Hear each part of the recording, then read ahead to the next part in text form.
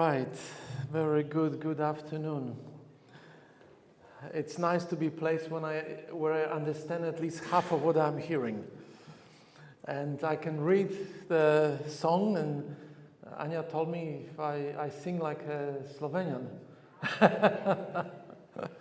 And that's all because Polish and Slovenian and Slavic languages share the phonetics. So once you know how to say a word or a letter, then you can actually say the word. Even if I don't understand every word, I can say it. So, well, it's good to be here again. You've braved the afternoon after lunch. That's kind of like, thank you. Thank you, because most of us like to have lay activities, right? Lay and rest on Sabbath afternoon. But here we're going to talk about this important topic again. Now I've got, okay, I'll use this. All right.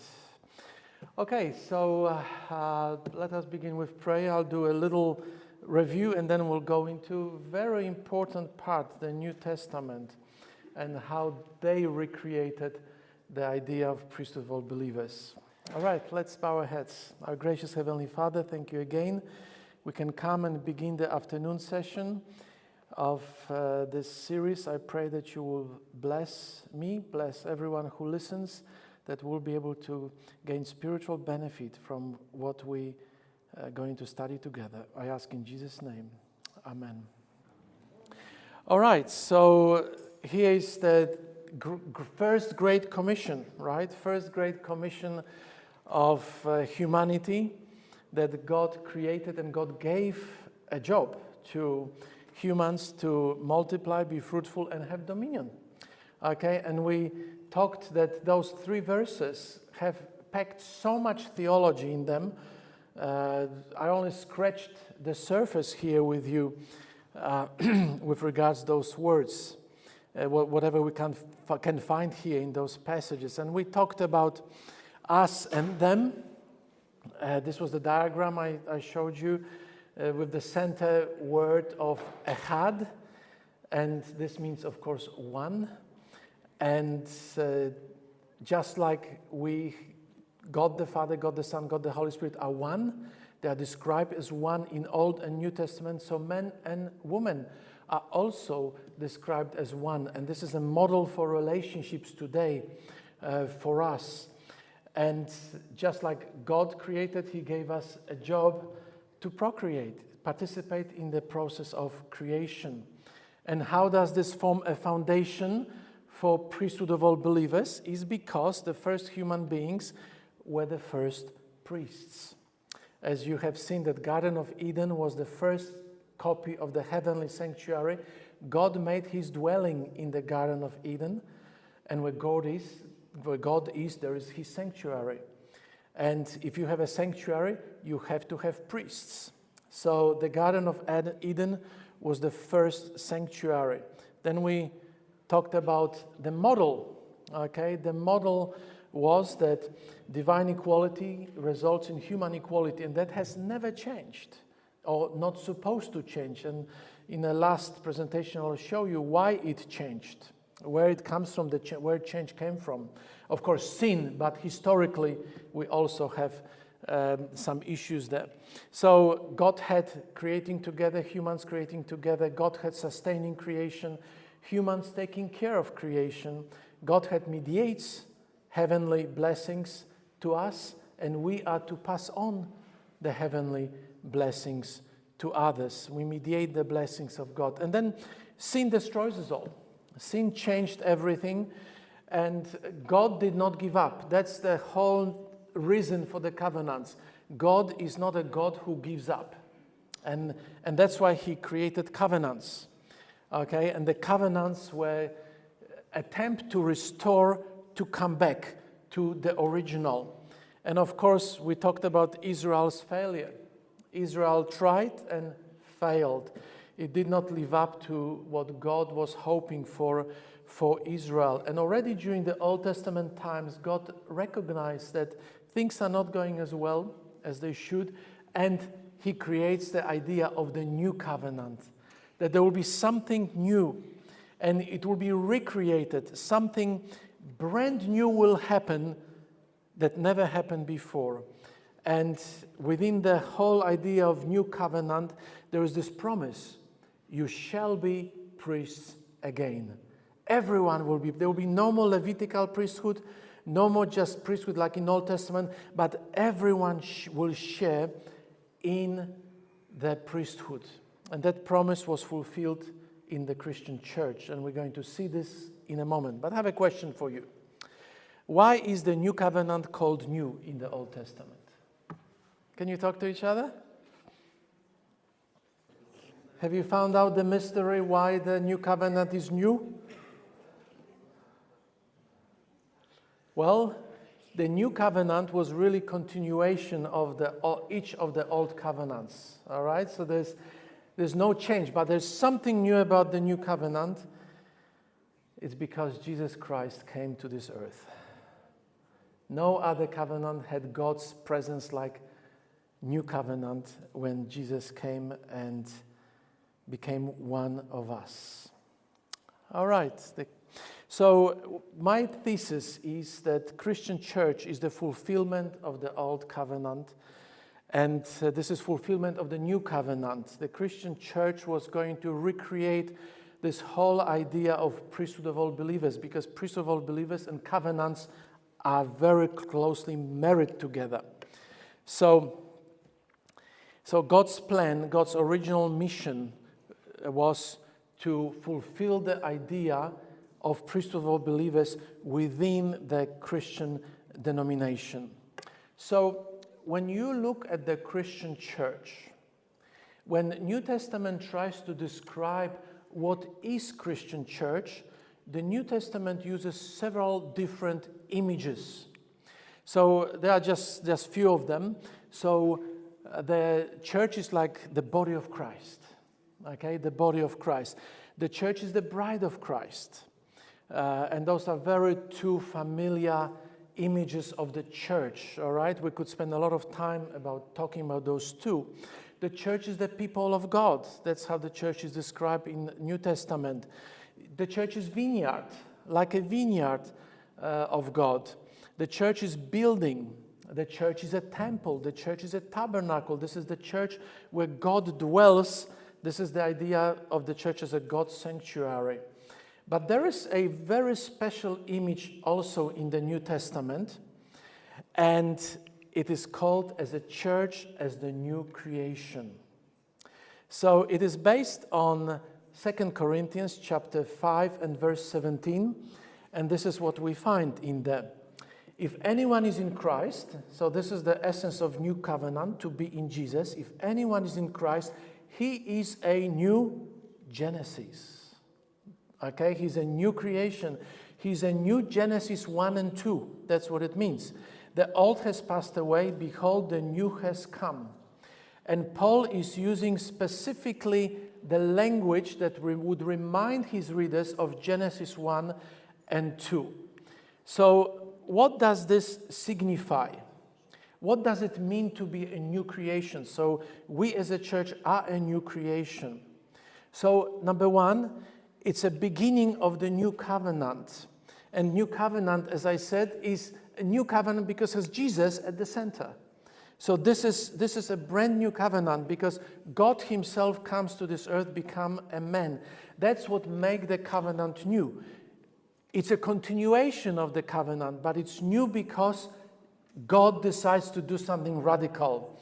And God's made his sacrifice on the cross, and that's what makes it new.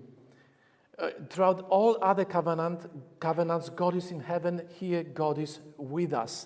It signifies the end of Levitical priesthood. That means the Levitical priesthood is done and finished. Now, this is important because in my next presentation, you will see what the Catholic Church has done with this idea, with Levitical priesthood. It's a very interesting story. So this is my final biblical presentation. Next one will be historical after this one. What happened in history of the church that destroyed the idea of priesthood of all believers? So basically, the covenant is new because we no longer need to have Levitical priests. It's done. It's finished. No more Levitical priests. So the end of priesthood. Sometimes people make this mistake and they think that pastors are like priests of the Old Testament. And this is completely unbiblical. Pastors are not functioning as priests. They cannot, because that was stopped at the cross. It was all done. There's no more special group of priests in a Christian community. And once again, we'll talk about what happened in Christian history, in Catholicism, in my last presentation. Number 3, it was inclusion of Gentiles. This is people like us. It's not just Jewish people who are part of the new covenant, but it's you and me. We are the Gentiles. We are the people who are outside of Judaism that can now be part of God's sanctuary. You seeing this? Now other people can be sanctuary of God. So all of those who follow Jesus are now called priests.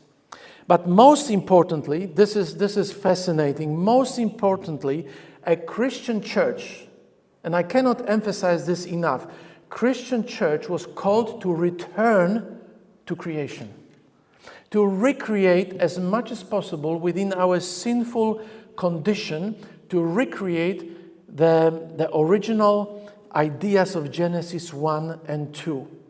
And this is within that context we've got this let us and let them. God is once again allowing the new covenant to flourish and us as Christian believers to be part of this great mission of God. And here we find in the Christian church a return to the idea of priesthood of all believers, where there is equality of all believers before God. So it is as if God is saying, let the Christian church be reproduction of Genesis 1 and 2, and not Genesis 3. Very often we think like, okay, Genesis 1 and 2 is one thing, but Genesis 3 happened, and now we have to reproduce Genesis 3. We are not called to reproduce Genesis 3. We're called to reproduce Genesis 1 and 2. And this is what God is calling the church to be.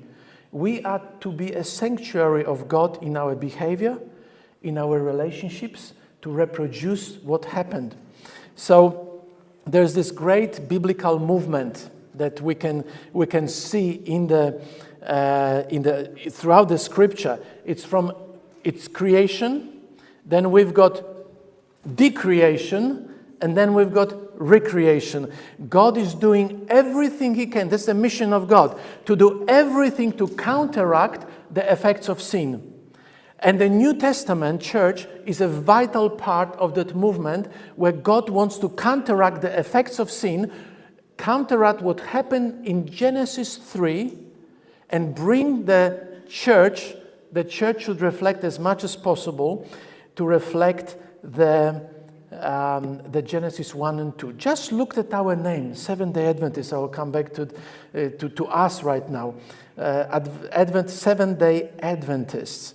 So you have 7th day here, it's creation. Okay, so this on your screen is a little bit different. It should be under the 7th day. So that signifies return to creation. Okay, and the Adventists signifies for recreation.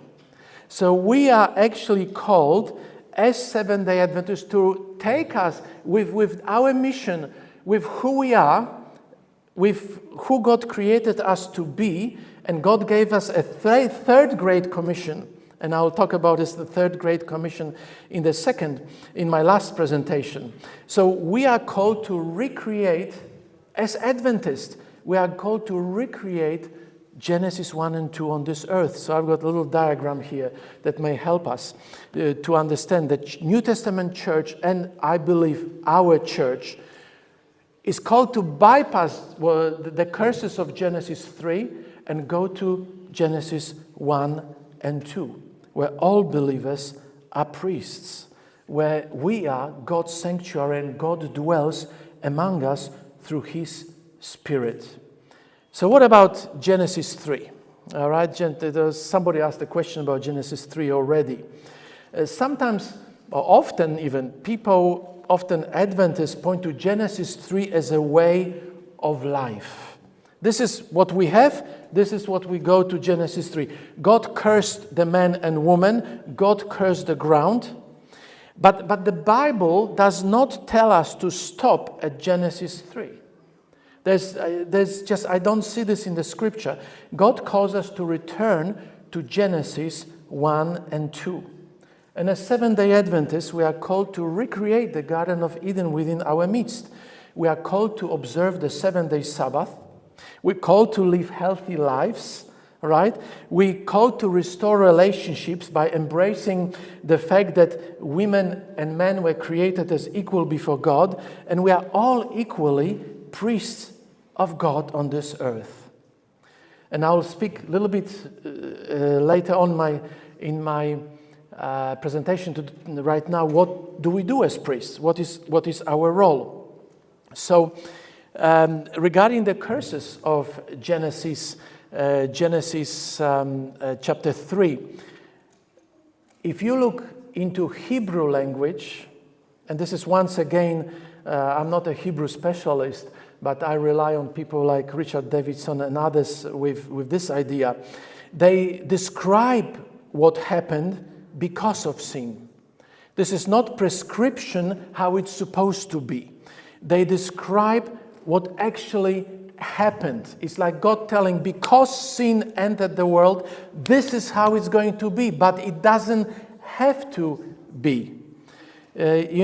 Sometimes I hear statements when I travel and I present, people would say that Genesis 1 and 2 sound really good, but our culture is a problem. We can't change our culture.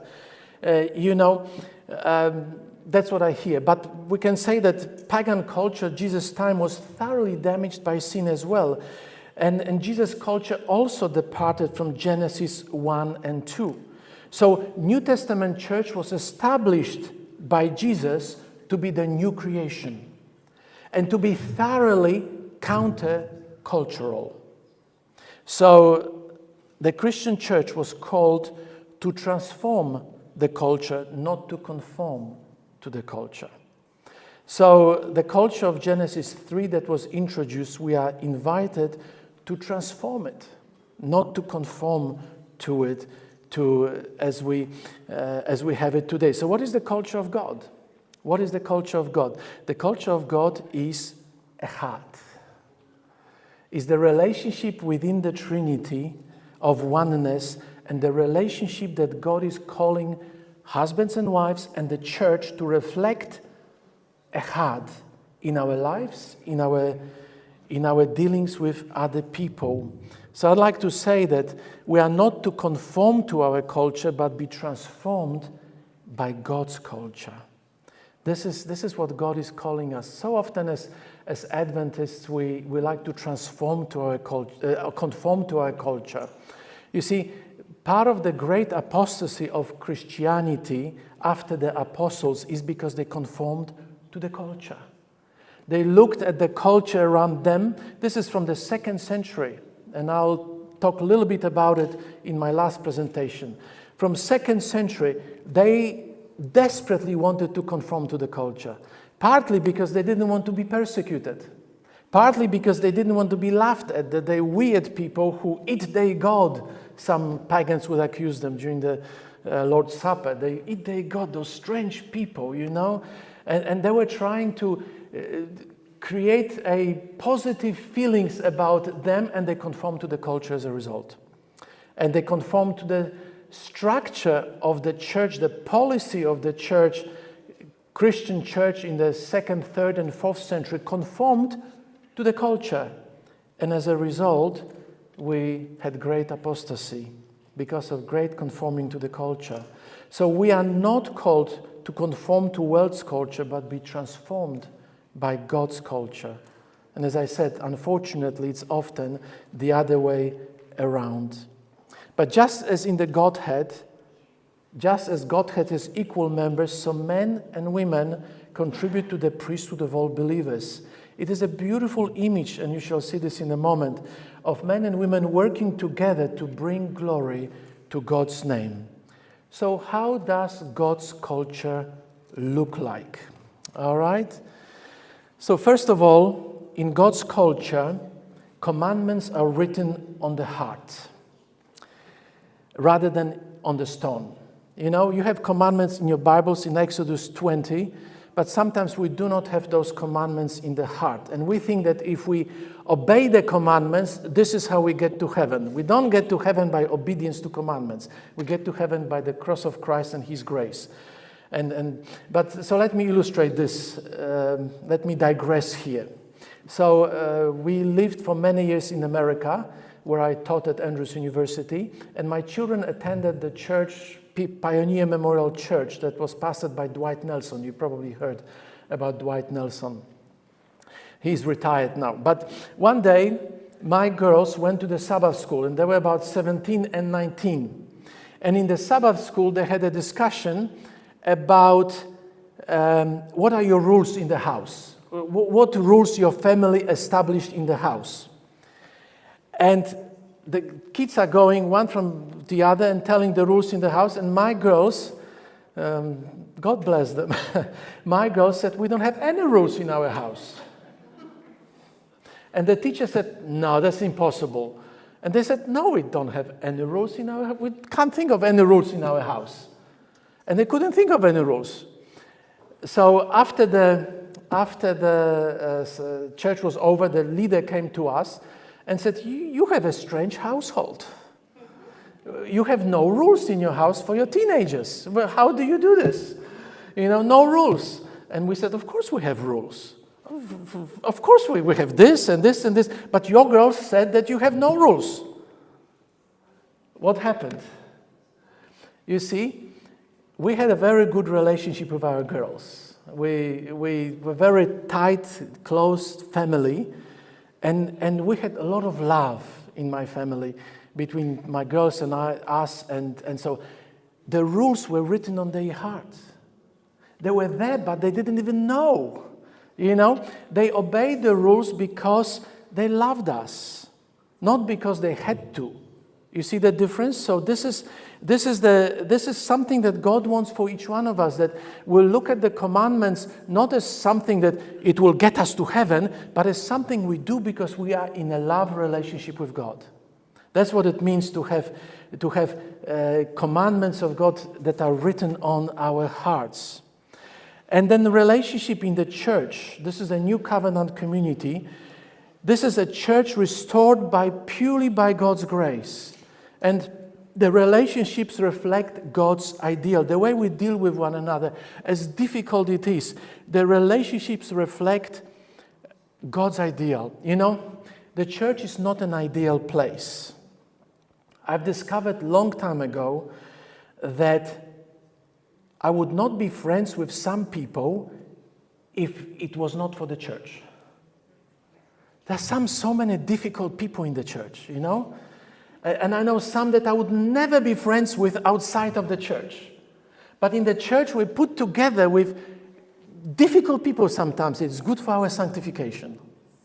You know, because God wants to, the relationship, God has to deal with us, you know. And I'm a difficult person. And God has to deal with me. That's by grace, you know. And so relationship in the church are reflecting the way God treats us. And that's what it means. Whoever is in Christ, he's a new creation. So believers' lives are transformed in the church and in the home. Believers' lives are transformed as we deal with one another in the church, at home, with our children. We're just different. When we live within the New Testament community, Holy Spirit enters into us, everything changes. Everything changes. So let me show you how the New Testament culture has changed the culture of the world, all right? So in Jewish culture, there was this saying, there was a famous prayer, Talmudic prayer, known as Birkot HaShahar. And that prayer the name is dawn blessing. So in the morning, Jewish people, those religious Jewish people, during the time of Jesus, would pray this prayer. Blessed are you, Lord our God, King of the universe, who has not made me a heathen, a slave, or a woman. So you can imagine, within a Jewish culture, a Jewish educated man would pray, thank you, God, I'm not slave, I am not a heathen, and I'm not a woman. So you can already see that this is a problem here. You know, this is a problem here. You can see how damaged that culture already was. That was the culture that Jesus came in.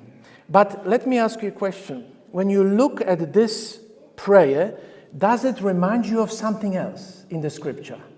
Is there something somewhere where reminds you of this verse?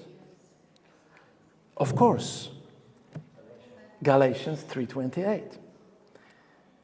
There is neither Jew, nor Greek, slave, nor free, male, nor female, for you are all one in Christ Jesus.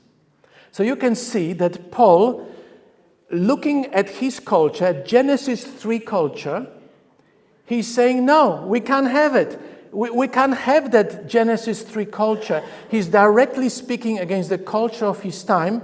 And he can't say, this is my culture, sorry. I've always thinking at home I was the boss and so on. Women had to obey type of thing. Paul says, no, absolutely not. Because Paul was an inspired writer of the scripture and says, no to culture. Okay? Do you see anything special, anything else special in this verse? All right? Anything else special? All right, I'll tell you. There is one. There is one, of course, in that verse, one. And what is the Greek word for this? Is hais. And what is the Hebrew word for hais? It's echad. You see, this word is everywhere in the New Testament. And this word reminds us of Genesis 1 and 2. So, as if God is saying to us, or He is actually saying this to us today, as Adventist Christians, we must go back to the Garden of Eden. Don't stop at Genesis 3. We must go back to the Garden of Eden. If you want to be a true disciple, if you want to experience true discipleship within the church, we are to return to Genesis 1 and 2. God did not call us to reproduce the culture of this world, with husbands abusing their wives and vice versa, with wives disrespecting their husbands and vice versa, with pecking order in the church. One is greater than the other. Who is the greatest? Remember that the disciples constantly argued, who is the greatest? Who is the greatest? Who is the greatest? And one of those discussions happened in the upper room during the Last Supper, when Jesus is with the disciples, and Jesus knows this is his last time with the disciples, and he wants to teach them who he really is. And what he sees is that they're arguing who is the greatest. And why are they arguing who is the greatest? They're of course arguing who is the greatest because they see a ball at the door. And it was a custom that before the meal, somebody would wash the feet of the people who attend a special meal. And that someone would usually be a servant or slave. And the disciples forgot, Ellen White tells us, forgot about this somebody, to get somebody from outside to wash their feet, wash the feet of Jesus and everybody else, and everything will be nice. A slave came to wash the feet. And Jesus was brilliant. He used this occasion to teach the disciples a lesson. And you know the story. He washes their feet and they just absolutely stand. And Ellen White tells us in Desire of Ages that this was a moment they understood who Jesus was. This changed their lives. They understood that he didn't come to be a greater than anybody else. He was not a ordained somehow according to culture, but he came to serve. He came to slave. He came to die. This is when they understood the true nature of Jesus Christ. They understood what echad means. That God caused the Christian church to be echad one like himself. He is echad. So God is calling us to fulfill the servanthood model found in the Garden of Eden. where we humans were all equal before God, when both men and women were priests and served equally in all areas of Christian life. So I have a question for you. And the question is this. What do the words of the Apostle Paul, there is neither Jew nor Greek, slave nor free, male nor female, for you are all one in Jesus Christ, mean to you today? Think about it for a moment and talk. Let us continue. I know that when you talk to each other, when you explore the concepts that I'm teaching, that stays in the mind longer. I think that in every sermon we should have questions that people could discuss, because then you can go home and discuss it during at the table, right? So, and people remember more when you actually talk about things. But let me now return to we established this. Everyone is a priest. Everyone. If you confess the name of Jesus, you are a priest. All right? If you follow Jesus, you are a priest. So what do priests do? Okay? What is the priestly ministry?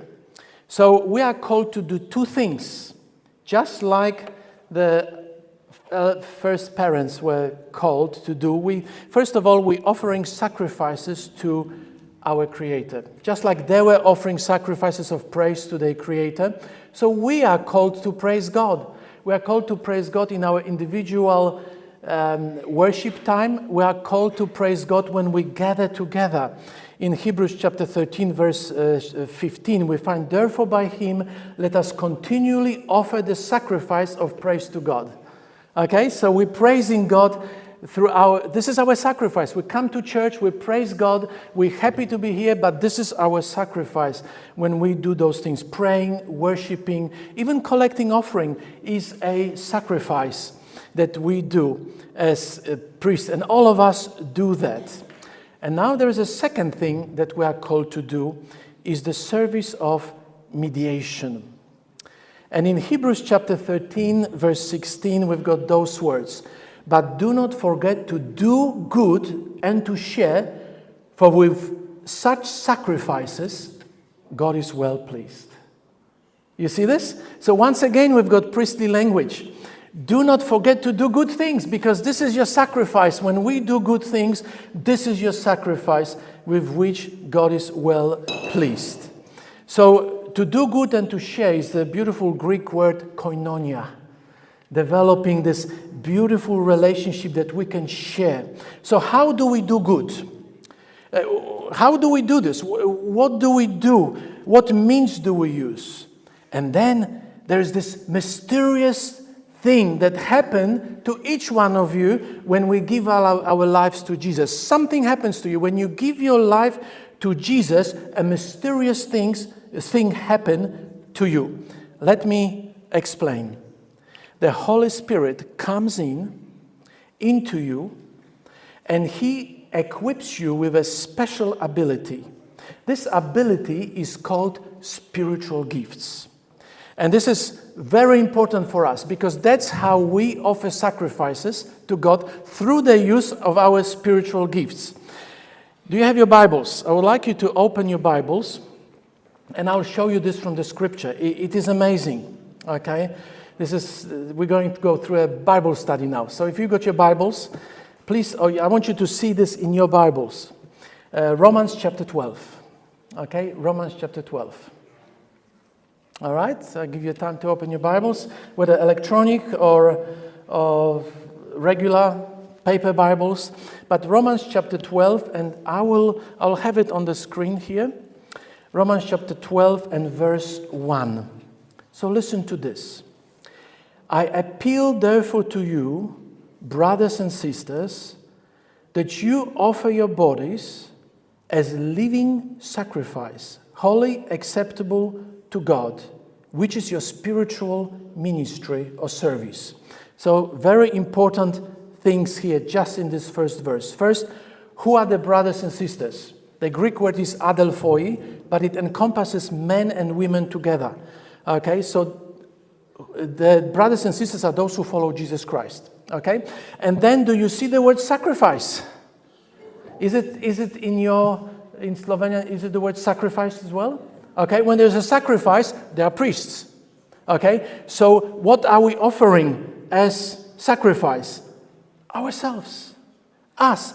If you are a follower of Christ, you sacrifice yourself. Your life is ministry. Ministry does not belong to pastors alone. Ministry belongs to every church, every follower of Jesus Christ, not necessarily church member, but every follower of Jesus Christ. It would be good if every church member was a follower of Jesus Christ. But life is our ministry. That's what we do.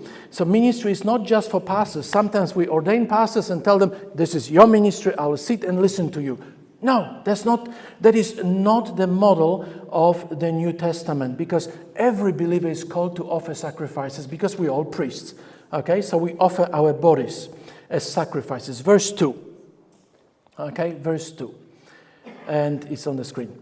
And do not be conformed to this world, but be transformed by renewing your mind. See, I talked to you about transforming culture rather than conforming to culture. But be transformed by the renewing of your mind, that you may prove what is good, acceptable, and perfect will of God. So what does it mean, tell me, to be conformed to this world? What it means is to bring the way of the world into the church.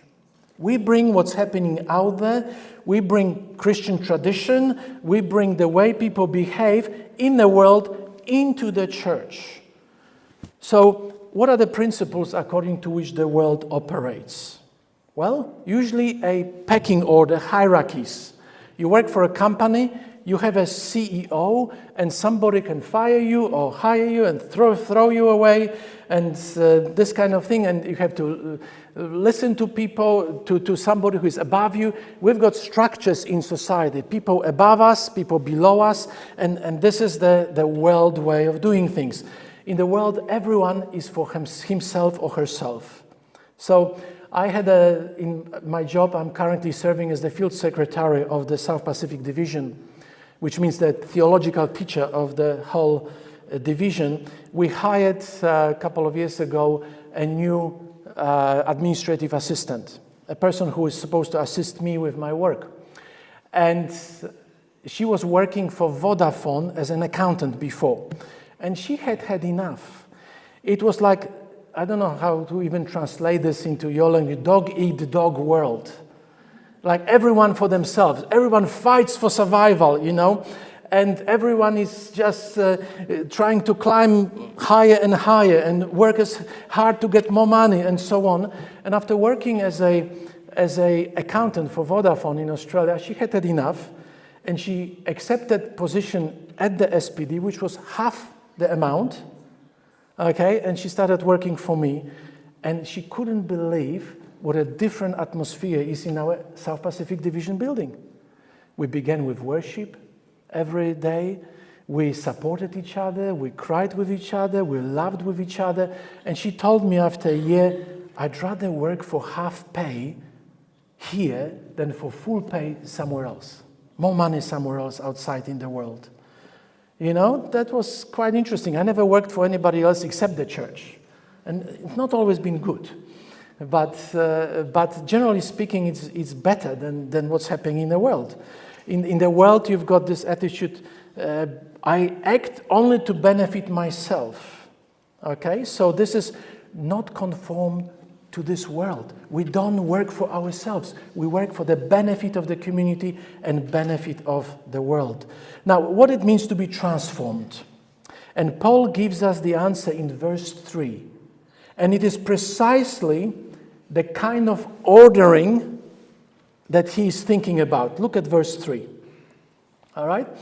For I say, through the grace given to me, to everyone who is among you, not to think of himself or herself more highly than he ought to think, but to think soberly, as God has dealt to each one a measure of faith. So in other words, Paul says, in a world you have a pecking order. You've got hierarchies and whatever.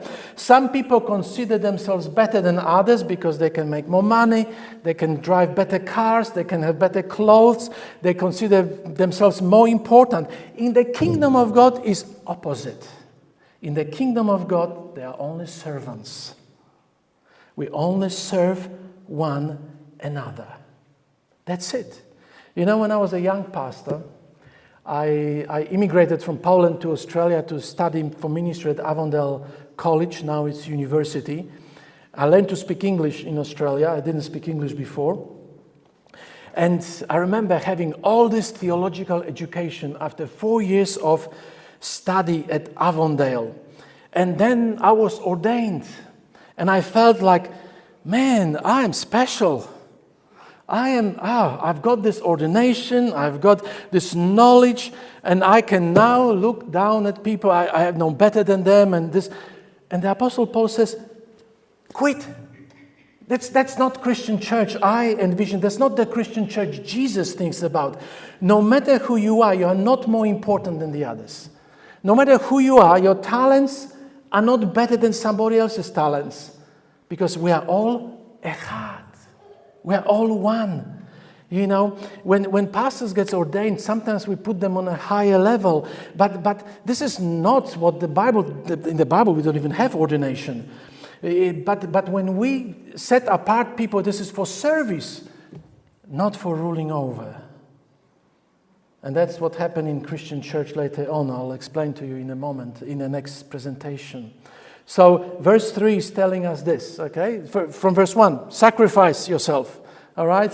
Sacrifice yourself. How do you sacrifice yourself? By using spiritual gifts. But don't think that your spiritual gift is better than somebody else's.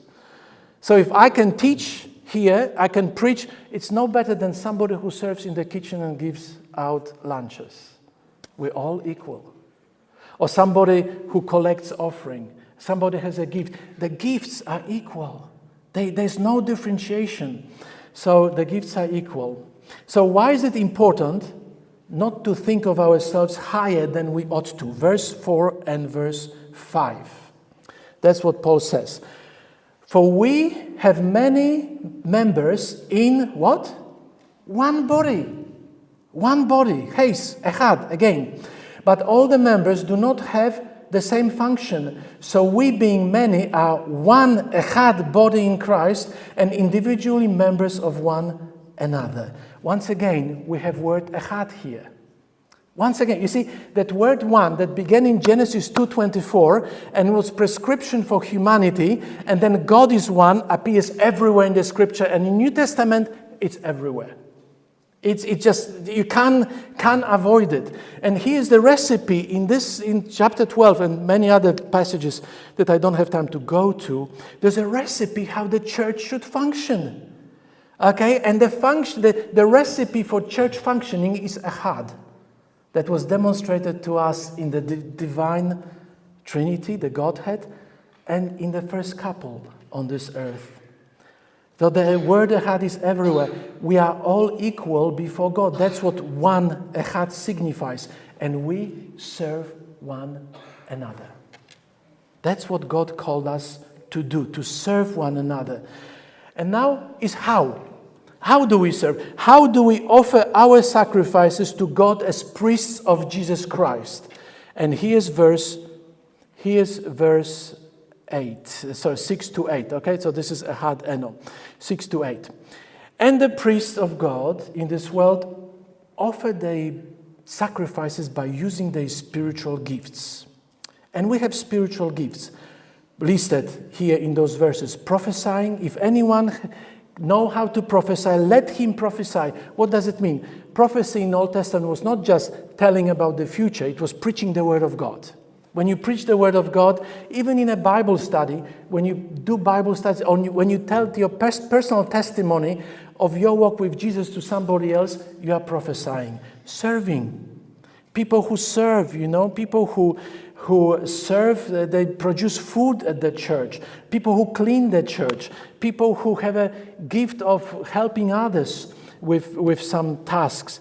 The gift of teaching. Gift of teaching. That means somebody standing and teaching and has the ability to present the material in a good way. The gift of encouraging. If somebody can come to you, encourage you in your pain, in your crying, in your tears, that's a gift as important, as equal as any other gift. Here we do not have gifts that are actually ranked according to which gifts are more important, because we are one. We are echad. There's no ranking in gifts. Pastors are not more important than any other church members. You know, we are all one. Giving. Somebody may have a gift of giving. You know, I just heard a beautiful story from Daniel yesterday. He told me a story about immigrating from Australia to Slovenia. He fell in love with this place, and I'm not surprised. It's a beautiful place. You know, not just country. You fell in love with a lady too, right? But he told me about his parents.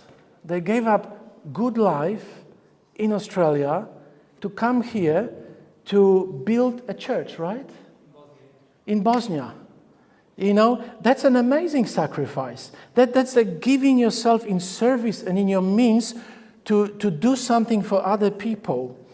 And the gift of leading, eldership, being a pastor. You know, sometimes we think that being elder pastor is more important than anything else, you know. Pastors, prophets, teachers, evangelists, those people are up front, that because I'm here up front, I know more and I'm more important than somebody else. That's not what the Bible says. The Bible says be careful if you want to be a teacher, because it's so much more responsible.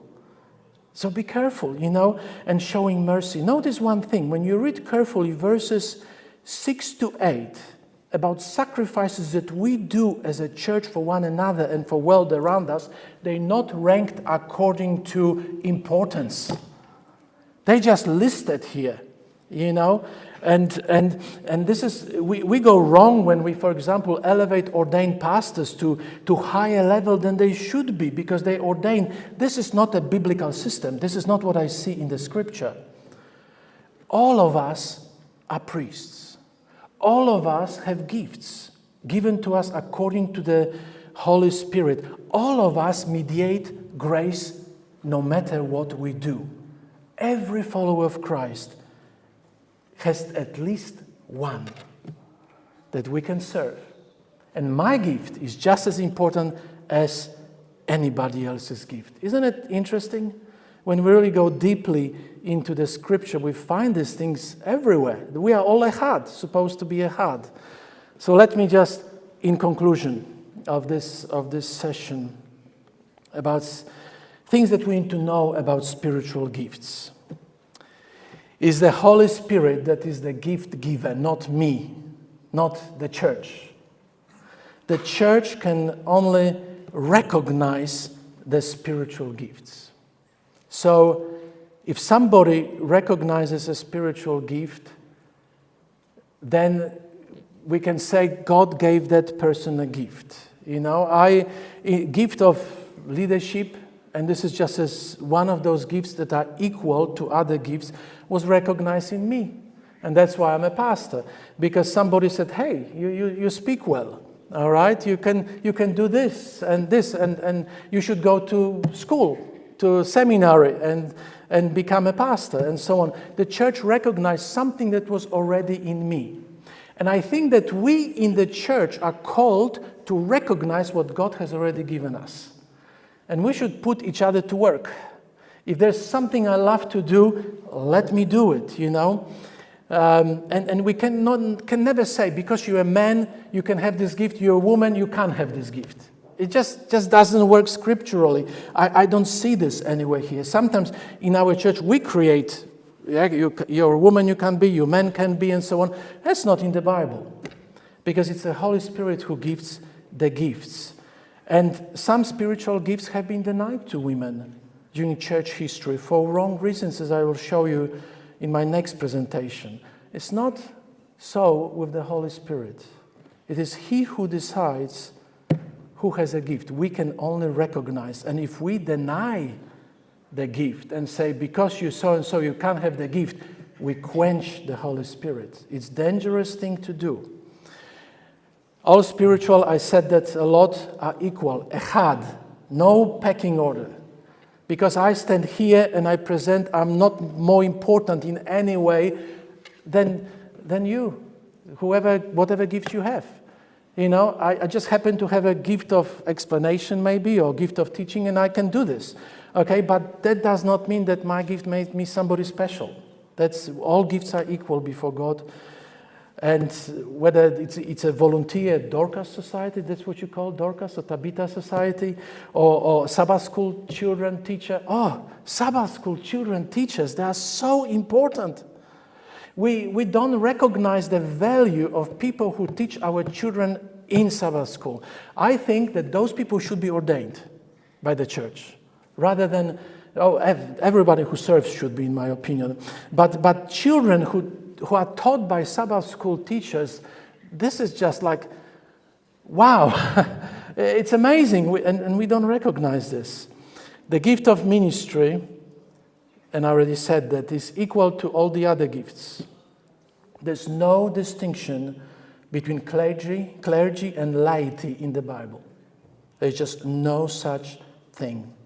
And when you look at this passage and other passages like this, when the word echad appears in the New Testament, it becomes clear that the Christian church was called to go back to Genesis 1 and 2 and recreate the original condition within our sinful condition as much as it is possible.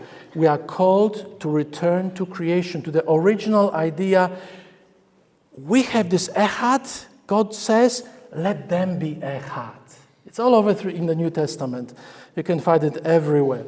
So when we use our spiritual gifts, and I'm concluding here, we help this world to be a little more like the Garden of Eden.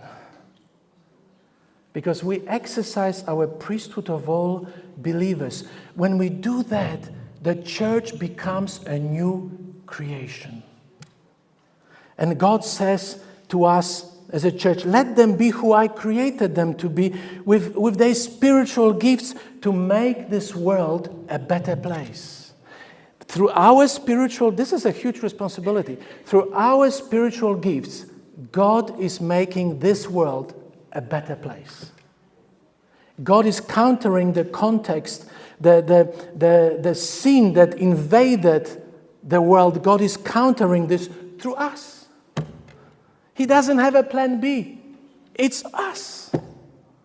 And if we don't use our spiritual gifts as they are God-given to us, we negate the gospel of Jesus Christ.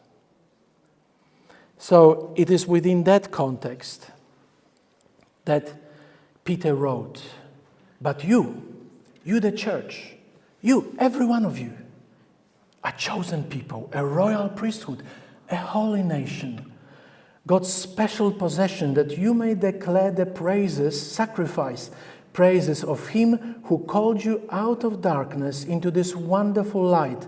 Once you were not a people, but now you are people of God. Once you had not received mercy, but now you have received mercy. This is revolutionary. This is a new countercultural vision of what the church can be. Because in the Christian church, we are all priests. We serve with our spiritual gifts. And this is how we do mediation, regardless of race, regardless of status, regardless of gender, according to Galatians 3:28, echad. There's no distinctions among Christians, no higher or lower. We are all Christ's priests. All are called to fulfill Christ's mission in the world, the Great Commission. We will not this is a second Great Commission in Matthew chapter 28. Go and teach and baptize and make disciples. How do we do this? By the use of spiritual gifts. And if we create hierarchies in the church, and if we tell some people wrong things, we will not fulfill the Great Commission. This is the second Great Commission that is given. There is still the third, but this will be in the next presentation. Ellen White said in the Acts of the Apostles, those beautiful words in page 9. Listen to this. The church is God's appointed agency. Who is the church? Men and women. For the salvation of men. Salvation of man is the role of the heavenly sanctuary, right? So we are to be a sanctuary of God on earth, not a church building. We, human beings, are the sanctuary. We, the followers of Christ. It was organized for service and its mission to carry the gospel to the world. That's what priests do. We mediate the gospel. From the beginning, it has been God's plan. From the beginning. Where is the beginning? It's the Genesis, of course.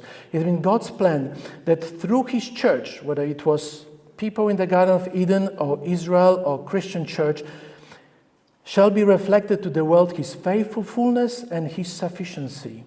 The members of the church, those whom He has called out of darkness into His marvelous light, are to show forth His glory. The church is the repository of the riches and the grace of Christ.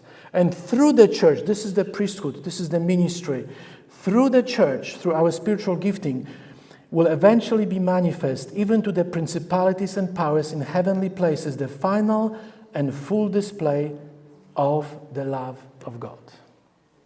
So that's a task ahead of us.